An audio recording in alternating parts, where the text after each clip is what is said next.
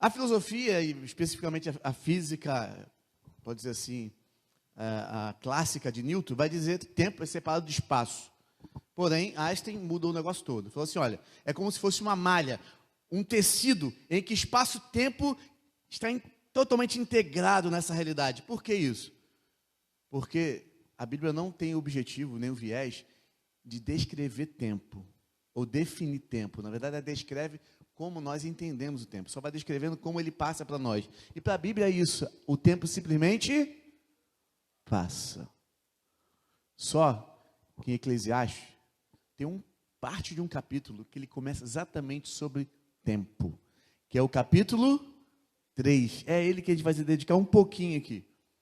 Fala de Eclesiastes. Que livro é esse? Isso é uma tradução. A palavra vem da Septuaginta, a primeira tradução da Bíblia, do Antigo Testamento para o grego. Porém, no hebraico é correlê. E correlê é o pregador. Aquele que prega na assembleia. Aquele que está ali pregando na igreja. Por isso, Eclesiastes. Porque eclesia, assembleia, igreja, reunião. Assembleia dos judeus. Interessante que o livro de Eclesiastes são 12 capítulos. Faz lembrar o que para você? 12 tribos de Israel. Todo o aspecto simbólico relacionado à necessidade de dividir ao povo de Israel as orientações de Deus através do pregador. Essa é a ideia de Eclesiastes. E do que se trata? No capítulo 1 vai falar sobre que tudo é vaidade. Essa palavra vaidade é que tudo se vai. Tudo é simplesmente um sopro. Uma neblina. Eu vi vocês aqui, vi as dinâmicas e fiquei refletindo. Como passa? Descobri conversando com a minha esposa ali, que aqui tem 2 professores da minha esposa, cara. E eles nem lembram disso. O Pedro, Pedrinho, deu aula para de história. E o professor ali, qual é o nome do seu? Eduardo. Deu aula de quê, Cristiane? Aí, ó, tá vendo? Como que o tempo, ele passa. Em Nova Iguaçu. Aí, ó. Tá vendo? Então você vê. E aí, nesse aspecto, vamos direto para o capítulo 3. Como é que ele trabalha isso? Ele começa dizendo o quê? Que há tempo para tudo. Sabe? É que na língua portuguesa você não consegue ver os detalhes, seja no hebraico ou na versão grega do Antigo Testamento, são palavras distintas. Para o hebraico, ele usa tempo, logo no verso 1 do capítulo 3, para se referir a um ponto que se marca um evento. Que bagulho é esse? Exemplo.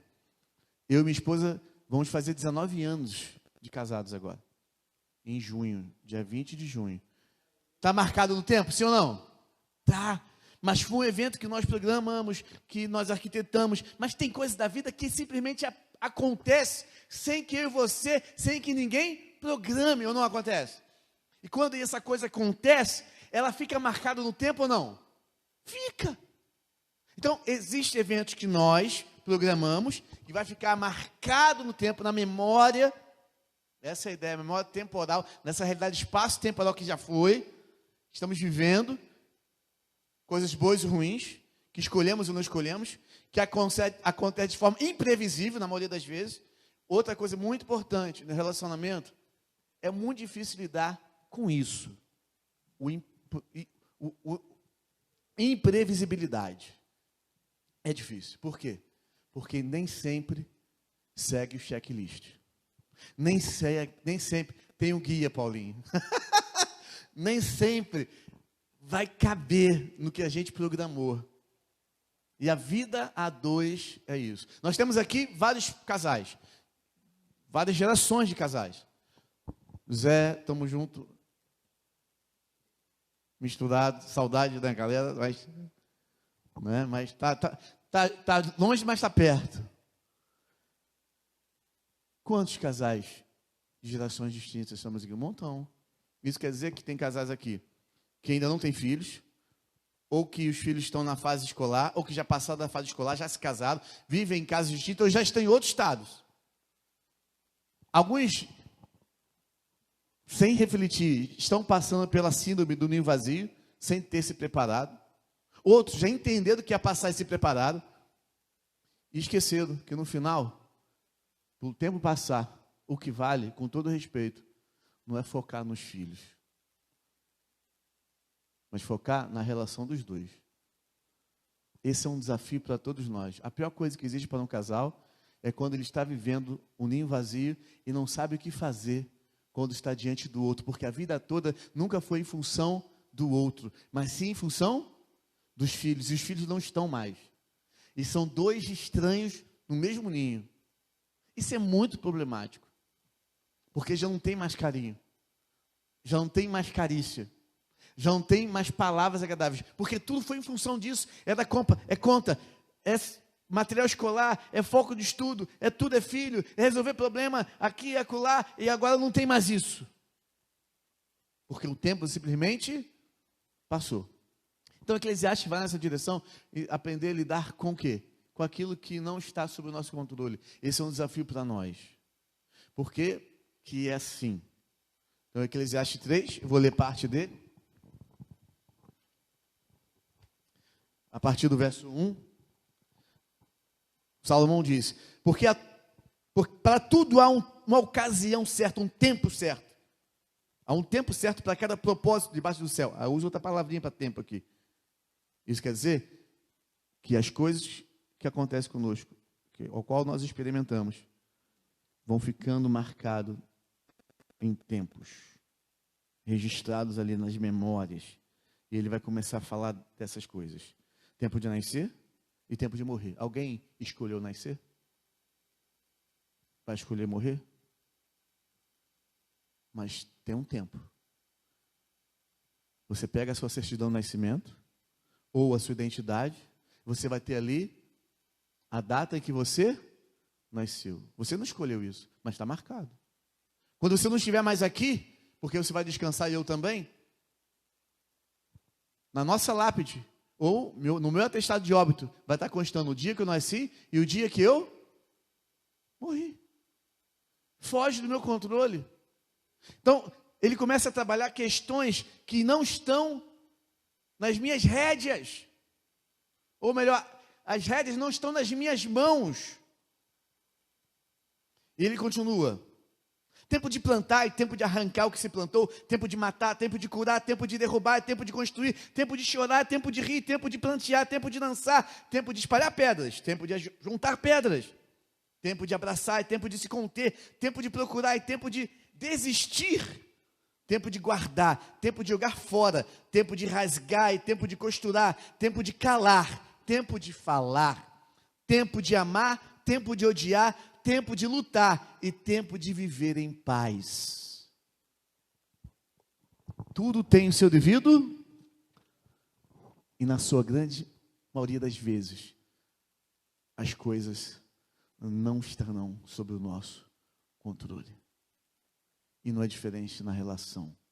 Relação. E por que o tempo se esvai e simplesmente perdemos o seu controle? Porque o último capítulo do Eclesiastes vai começar com aquele verso que nós lembramos nossos filhos sempre. Lembra de seu Criador no tempo da sua mocidade. Ele fecha bem o livro para mostrar que também o tempo passa tão rápido para a gente. Ele não passa de qualquer forma. Ele passa nos devorando, tirando nossa seiva, acabando com toda a nossa vitalidade. Até nisso é bonito. E tempo é uma coisa muito louca, porque quantas músicas você já ouviu falar sobre tempo? Eu separei aqui uns títulos. No meu inglês é meio ruim, mas vamos lá. A música mais conhecida, tem aqui 10 das muitas, muito conhecidas sobre tempo. Primeiro, Time, de Pink Floyd. A galera que se amarrou e gosta de ouvir de vez em quando escondido, não sei, a galera dos anos 80, 90, dá aquela, né? Aquela reta, dá do Egito, aí volta lá no Egito. Então, Clocks, Coldplay, isso é mais recente. Só não pode ter ido aí no show, né? Aí dá ruim. Time After Time, essa aí é antigona, maneiraça, Cyndi Lauper. Yesterday, essa é conhecida dos Beatles. The Times They Are The Changing, de Bob Dylan. Time a Bottle, Jim Croce. Time of Your Life, de Green Day. As Time Goes By, de Dooley Wilson. Time of the Season, de Zumbis. Forever Young, Alphaville. O que elas querem representar? Nada mais são de expressões do que nós esperamos, do que é o tempo, do que estamos vivenciando, do que nós queremos ver depois. Mas todas elas são nada mais do que expressões nossas. Tentativas humanas de explicar aquilo que eu e você não temos o controle. Não temos. Se nós parássemos para pensar sobre isso, nós valorizaríamos o mais importante. Eu sou o mestre da cerimônia fúnebre. Eu acho que eu já perdi as contas. Teve ano que eu batizei mais do que, perdoa-me, fiz mais cerimônia fúnebre do que batizar. Eu nunca fui um grande batizador, não. Esse ano que eu estou sendo pela marra. Mas, coisa me intriga ali. Depois desses 20 anos de ministério, eu fico observando o que é a vida. Ali, na dor, na perda, é que passamos a entender que podia ter sido diferente. Mas já era. Porque simplesmente se foi. Paulo, na sua segunda carta aos Coríntios, capítulo 2, capítulo 3, verso 2, ele vai dizer assim: vós sois nossas cartas. Vós sois cartas escritas em nosso coração. Ele vai dizer escrita pelo Espírito Santo. Claro que ele vai associar a lei do Senhor escrita na alma, mas algo que me faz refletir: se você é uma carta na minha vida escrita em mim, isso quer dizer que o que vai ficar quando você não estiver é a memória de que você foi gravado aonde? Em mim. A mesma coisa, a minha vida na vida da minha esposa. Quando eu não mais estiver, o que vai ficar gravado sobre mim é o que ela vai guardar onde? No seu coração. Você está me entendendo? O que vai ficar é a lembrança do quê? Porque quando o Eclesiastes vai falar da brevidade, da passagem, das coisas que acontecem que fogem do nosso controle, ele está falando do quê? Da vida como ela é. Mas por que a vida é assim? Sabe por quê, meu irmão? O que está esquecendo, brother, é que um dia entrou uma miséria que a gente chama de pecado.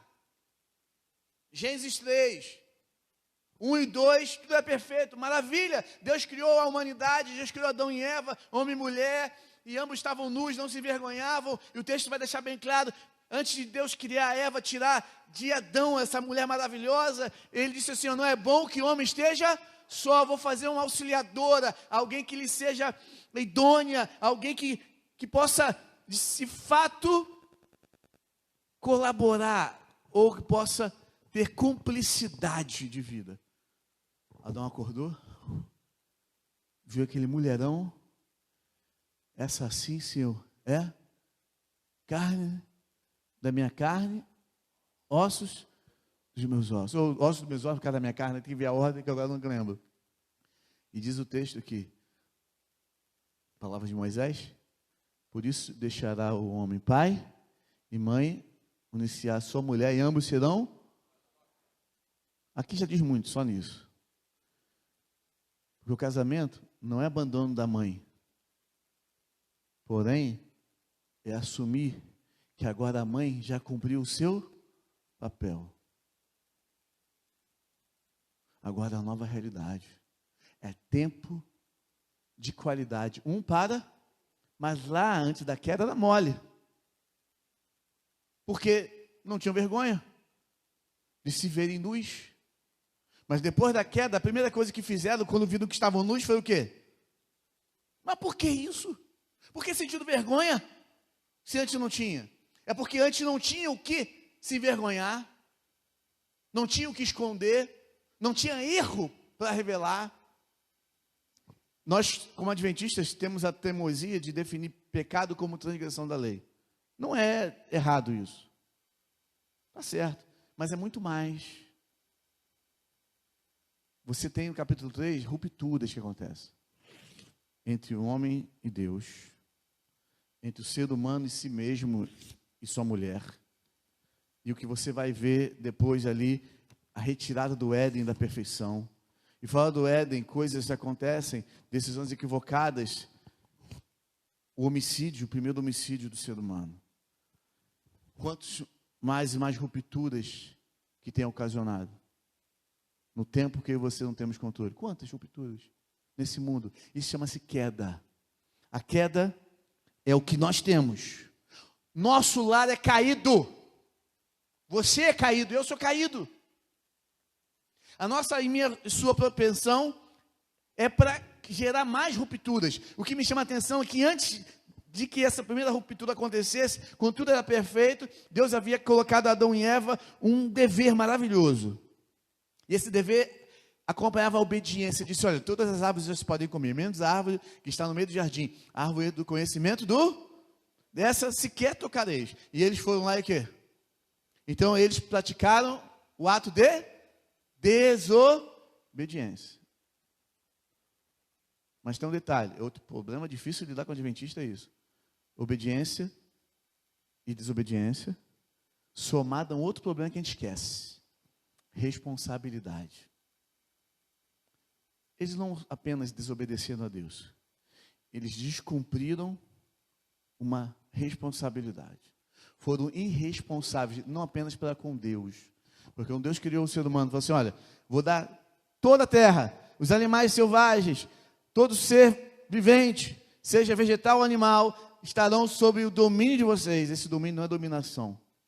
Cuidado, responsabilidade. Só que a queda trouxe o quê?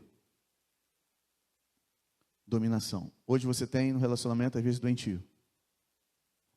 Quando o homem domina, ou a mulher domina. Aí não tem como ter tempo de qualidade.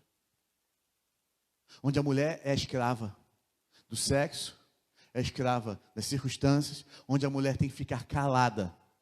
Ou o contrário também é verdadeiro. Onde ambos não se respeitam e se amam. Quando ambos não buscam esse cumprimento dessa responsabilidade. Qual? Do cuidado. Obediência não é por si. Não é um fim em si. A obediência caminha com responsabilidade. Se eu digo que sou obediente ao Pai, ao Eterno, eu preciso cumprir as minhas devidas deveres e responsabilidades. E quais são para a relação? Eu trouxe essa reflexão pelo seguinte. Porque quando você não estiver mais, a lembrança não vai ser se você pagou as contas, se você deixou compra dentro de casa, se você conseguiu comprar 2 ou 3, 4 casas, ou 3, 4, 5 carros, ou se você tem o dinheiro na conta ou não, não vai ser essa lembrança. A lembrança é da relação.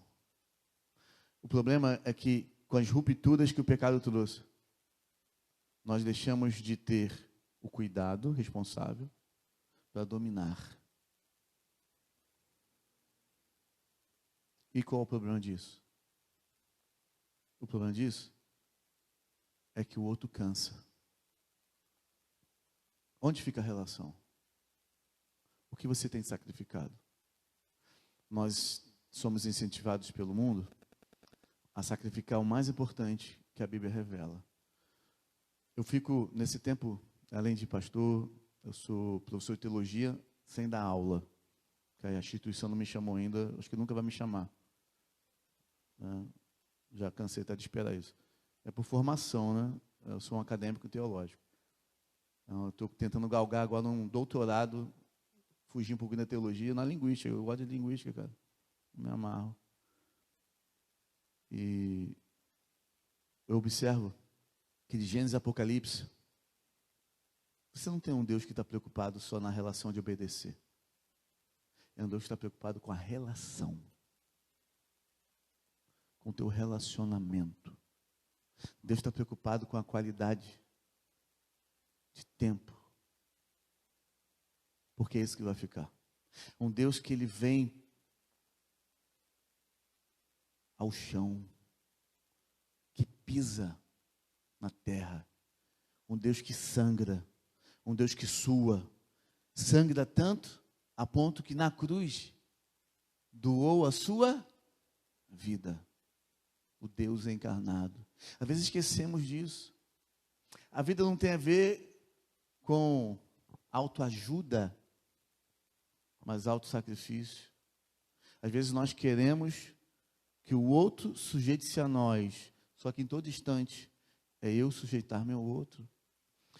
Às vezes nós queremos usar os outros para trazer para nós benefícios tão passageiros e egoístas. E sacrificamos o mais importante de novo, a relação. O que vai ficar não são as coisas. De Gênesis e Apocalipse que você tem as coisas servindo as pessoas. As coisas servem as relações. E não as relações às coisas. A minha fala termina aqui. Tempo a dois. É você valorar, é você valorizar, é você dar o devido valor a essa experiência. Enquanto estamos, até quando estaremos? Eu não sei. Eu sei que eu e você, todos nós temos contas a pagar. Temos planos a executar. Isso requer recurso financeiro. E no momento que vivemos de mundo não é nada fácil. E a máxima que nós ouvimos é: tempo é dinheiro, mas nunca foi. Porque o dinheiro não agrega tempo. Eu lembro daquele filme de Justin Timberlake, esqueci o nome do ator, filme antigo, O Preço do Amanhã. Ele carregava no braço, não lembro se é o esquerdo ou o direito, uma marcação de tempo. E ele vinha de uma quadra, ou um distrito específico, em que as pessoas mantinham-se do que se ganhava no dia de tempo. Até que ele conseguiu migrar para uma outra área que as pessoas tinham tanto tempo que desperdiçava. Claro que é uma crítica para o nosso sistema econômico, seja ele capitalista ou socialista, os dois não prestam. A questão é como você está lidando com ela que está passando a vida. Você entende que os recursos que Deus tem te dado, de dinheiro, de casa, carro, roupa, é para a relação? Ou você está sacrificando a relação para ter essas coisas? Porque se for, naquele dia, quando eu e você não estivermos mais, e o pastor estiver falando, e as pessoas vão querer lembrar, do que lembrarão? É muito triste estar num sepultamento e alguém não ter o que falar. Eu já passei alguns desses. Você, há uma lembrança do irmão. É como se estivesse falando assim, olha, esse já foi tarde. Então, queridos, essa é a reflexão. Cuide com a relação. É isso que fica. É isso que dá sentido à vida. Nosso Deus é um Deus da relação. A cruz veio para restaurar isso. Nossa relação com o eterno, nossa relação com o outro, nossa relação com o mundo que vivemos, para que possamos cumprir não apenas a obediência, mas a obediência casada com a responsabilidade. E essa responsabilidade de praticar o dom maior. Qual o dom maior? Amar. Essa é a nossa responsabilidade. Não esqueça da relação, só isso. Sacrifique tudo, menos a relação, gente, por favor. Porque o que vai ficar? Nada mais importante do que o que passa. Vamos orar? Oremos ao Papai do Céu. Senhor, sabes nossa vida e conhece o tudo de cada um de nós. Não temos o que esconder do Senhor. Conhece nossas expectativas, conhece, ó Pai, nossas frustrações. Conhece, Senhor, o que temos vivido nos lares. Tu sabes, ó Pai, é possível que nessa noite a gente ore para alguns casais que, quem sabe, está com dificuldade de se perdoar.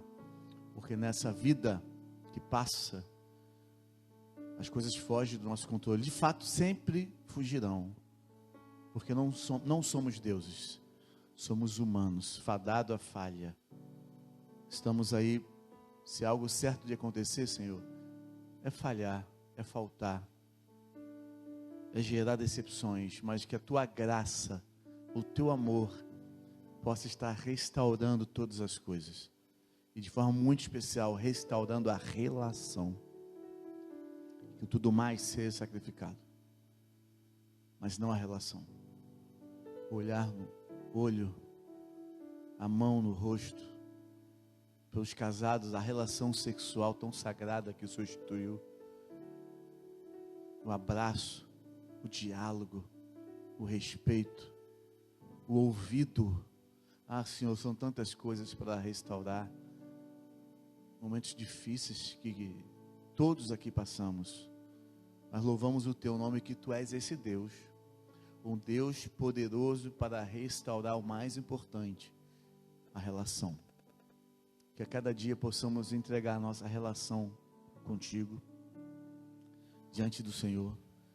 A nossa relação conosco, diante do Senhor. A nossa relação com a nossa esposa, o esposo, filhos. A nossa relação de fé, a nossa relação de trabalho, a nossa relação no aspecto moral, social, ético. Ó Pai, em nome de Jesus, que entendamos, Senhor, a nossa necessidade de Ti, para que não venhamos fugir da relação.